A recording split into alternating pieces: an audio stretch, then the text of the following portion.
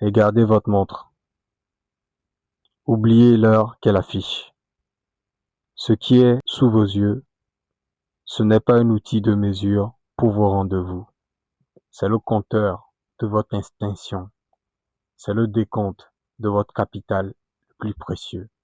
La plupart des hommes vivent comme s'ils avaient une réserve infinie de temps. Ils parlent de passer le temps ou de tuer le temps, sans comprendre, c'est le temps qui les tue, seconde après seconde. En économie, la règle est brutale. Tout ce qui est rare est cher. L'or est cher parce qu'il est limité. Le diamant est cher parce qu'il est difficile à extraire. Mais votre temps est la seule ressource au monde dont vous ne pouvez pas imprimer davantage. Vous pouvez faire faillite et redevenir millionnaire, mais vous ne pouvez pas perdre une heure et la racheter.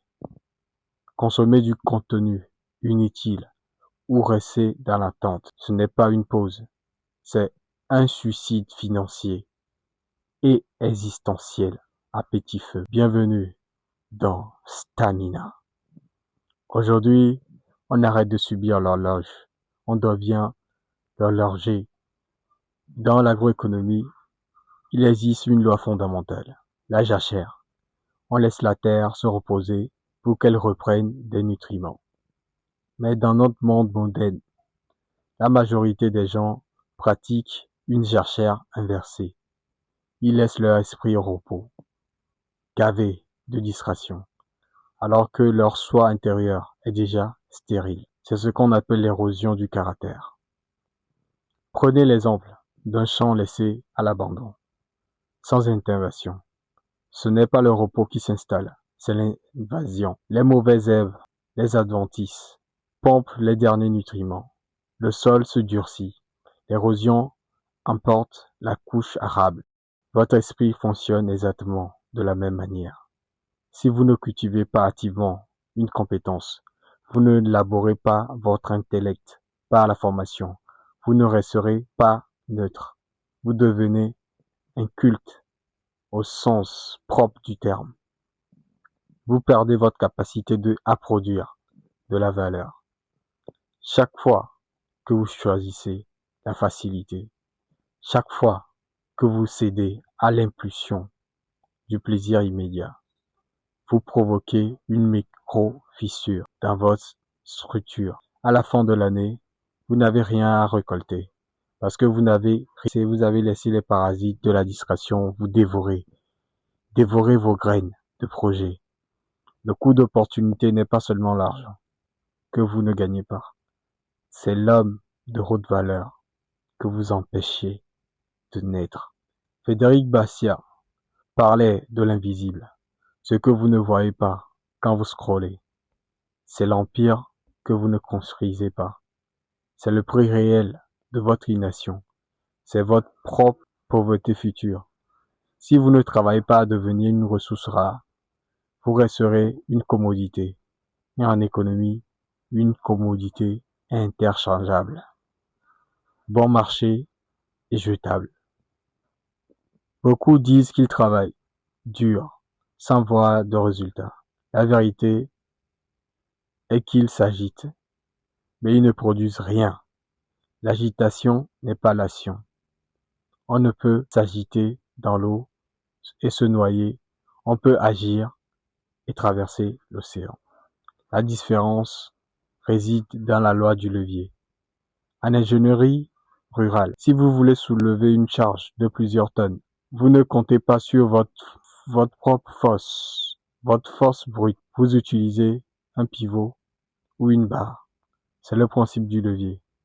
Si vous poussez au milieu, vous vous épuiserez pour rien. Si vous poussez à l'extrémité, vous soulevez le monde. C'est la règle du 80-20 de Pareto. C'est une suggestion, c'est une loi mathématique universelle. 20% de vos actions produisent 80% de vos impacts. Regardez un élevage de chèvres ou de lapins. Vous pouvez passer 10 heures par jour à nettoyer les cages manuellement, ou vous pouvez passer 2 heures à concevoir un système de distribution automatique et de gestion des déchets. Le premier est un exécutant épuisé, le second est un bâtisseur de système. Le premier travaille dans son business, le second travaille sur son business. Demandez-vous quel est votre multiplicateur de force, quelle compétence.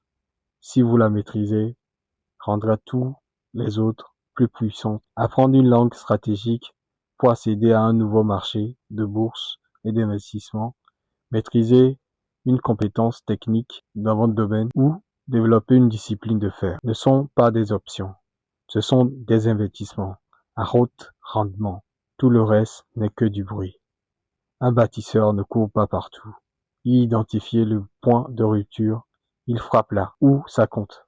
Le marché ne paye pas votre besoin. Le marché se fiche de vos factures, de vos peines, de vos rêves. Le marché paie la rareté. Thomas Sowell l'a prouvé. Le capital humain est la clé, mais ce capital n'est pas un diplôme accroché au mur. C'est le monopole du caractère. Dans une économie de libre marché, dès qu'un produit est abondant, son prix chute vers zéro.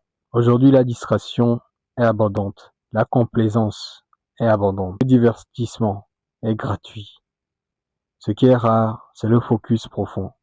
Ce qui est rare, c'est l'homme capable de rester 4 heures sur une tâche complexe sans vérifier son téléphone.